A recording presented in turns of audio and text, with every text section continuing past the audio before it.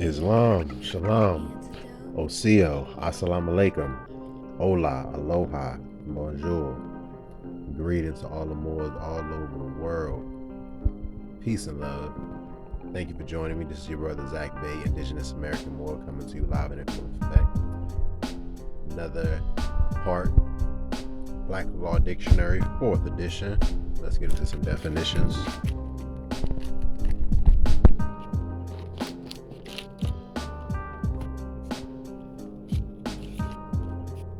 Alright, I'm going to start off with obstructing justice. I've heard this a few times. So, obstructing justice. Impeding or obstructing those who seek justice in a court or those who have duties or powers of administering justice therein. Alright, so that's if you're obstructing justice from somebody who's seeking justice lawfully. Okay, obstructing an officer implies forcible resistance. See? So it has to be force, physical force. Okay, to obstruct, read here. To obstruct a public officer means to oppose that officer. Period. Alright? So get that. To oppose them. What do you mean by that? It does not mean to oppose or impede the process with which the officer is armed.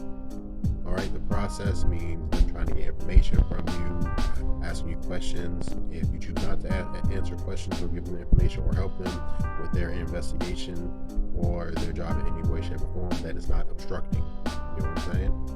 Alright, so continue. Or to defeat its execution. Alright?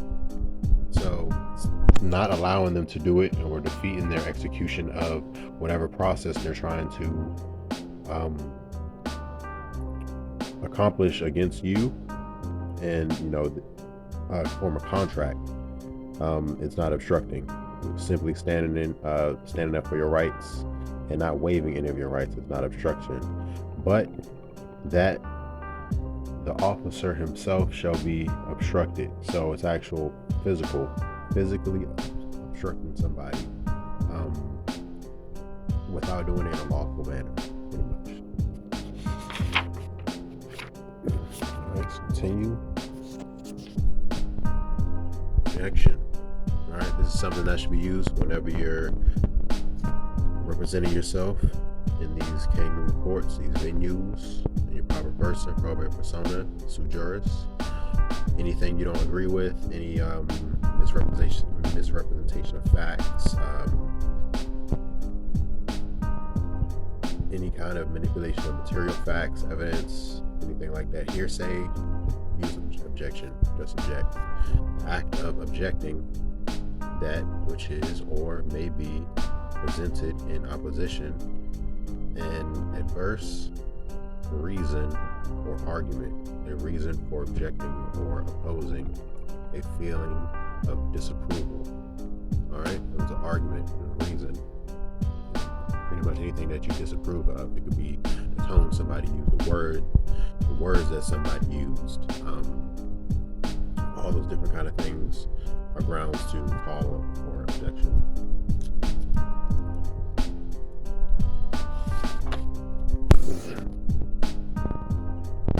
Passenger.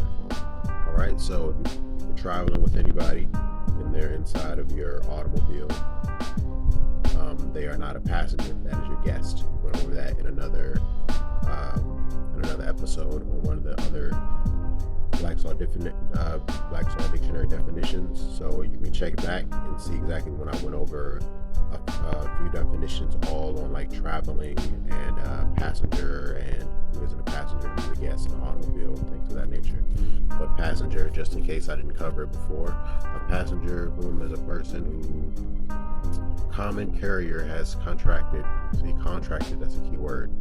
A person whom a common carrier has contracted. So common carrier is like a bus driver, let's say a bus driver, somebody who operates a bus, or a taxi driver, somebody like that who operates in commerce, but their passengers or their cargo would be living people who contracted with them for said journey. like coaches would do that back in the day. You would hire a coach, which would come, with the carriage, with the horse and the driver to take you somewhere on your journeys. All right. So receiving under the care of either upon means of conveyance or the point of departure. So whether you're entering somebody's conveyance or you're exiting somebody's conveyance. All right.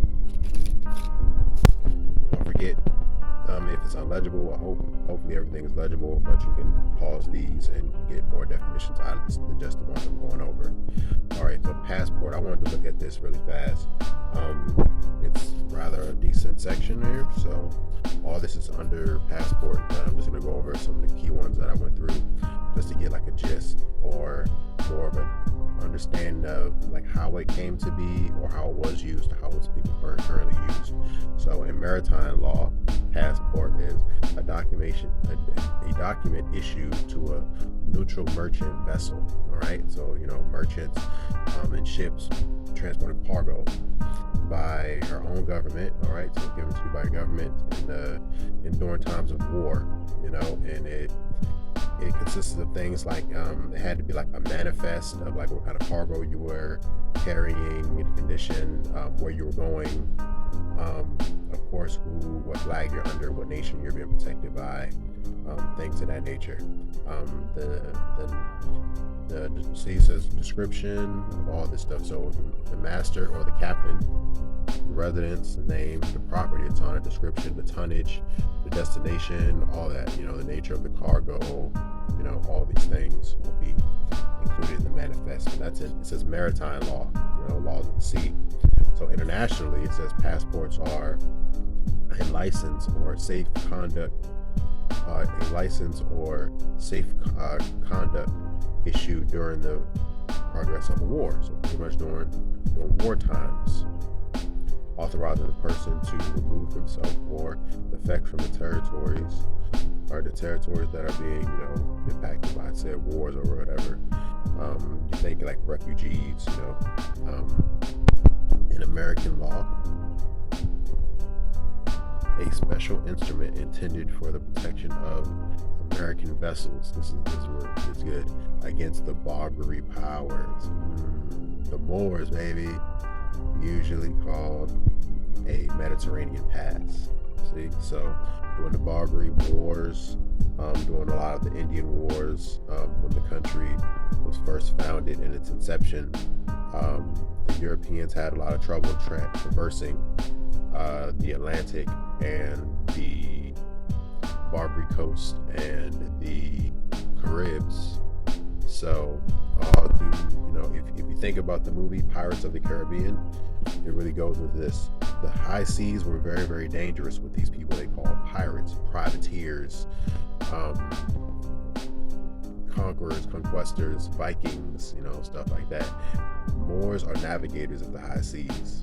So we were the best navigators, the best seafarers. So when it says to protect American vessels from the Barbary powers, let's talk about the Moors, baby. Let's continue. In modern law, a warrant. So passport is a warrant of protection and authority to travel granted by a competent officer to persons moving from place to place. See, sounds simple enough. But it still says like a warrant of protection under authority with authority to travel. And it's still granted. Anything that's granted is like a privilege. It can be like taken away. It should be the right to travel. And it's protected. But let's continue right along here. I wanted to go into, check out prisoners. One who is deprived of his liberty. One who is against his will kept in confinement or custody.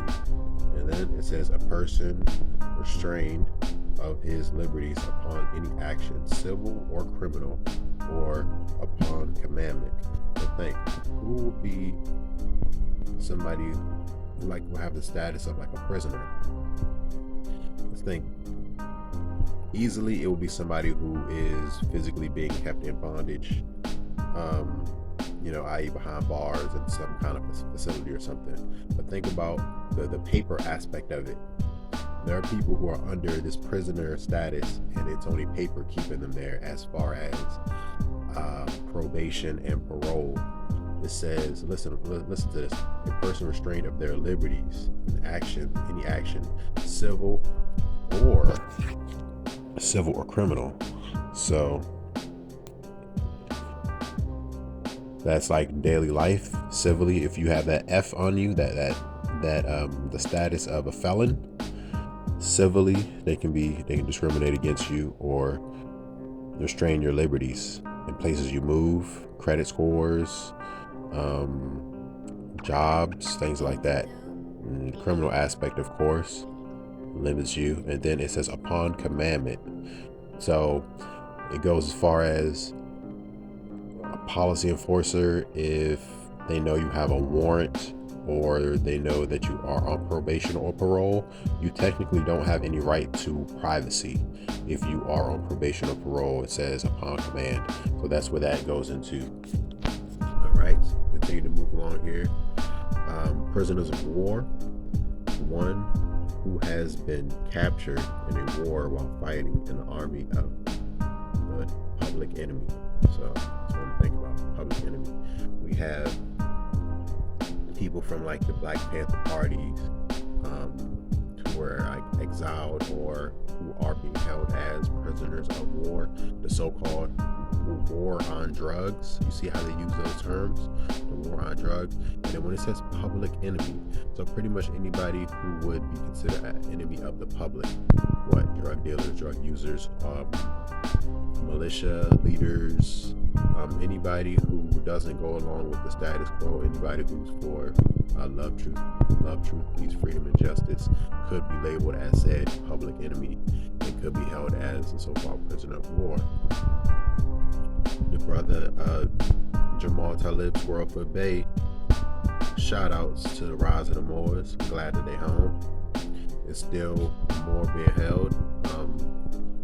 Hopefully he's out and free very, very soon. Honors to the prophet. We all just have to stand 10 toes down and stand upright, independent, fearless. We gotta know this stuff and we have to apply it.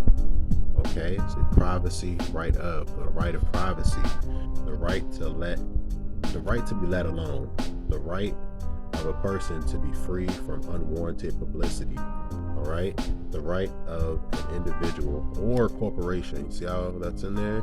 Or corporation to withhold himself and his property from public scrutiny if he so chooses. See, that's the right of privacy. Public scrutiny, all that stuff in the publicity, anything unwarranted, we have a right to privacy and we just have to stand on it. Most contracts you sign always have a privacy agreement clause, all this kind of stuff in there, and let you know what your rights are. A lot of people choose to waive those rights and operate in the public versus the private. All right, so let's continue along here. Exactly. So private is affecting with the A, not E, affecting or belonging to a private individual as distinct from the public. Generally, see, distinct from the public, and not official, not clothed with office. See, clothed in office means a public official, somebody who holds some kind of office who has to answer to the public, who have no right to privacy while they're in that capacity, normally while taking an oath. All right, so private person, an individual who is not the incumbent of an office. You see what I mean? Private, somebody who's clothed in office, incumbent in office, who hasn't taken an oath or something like that. Just a Joe Schmo walking around, common man. Private street. All right, now this is important, and I want to actually end it off on here because I don't want this video to be too long. Okay, literally speaking, this is an impossibility. For no way can be both private and a street. It may be one or the other, but not both.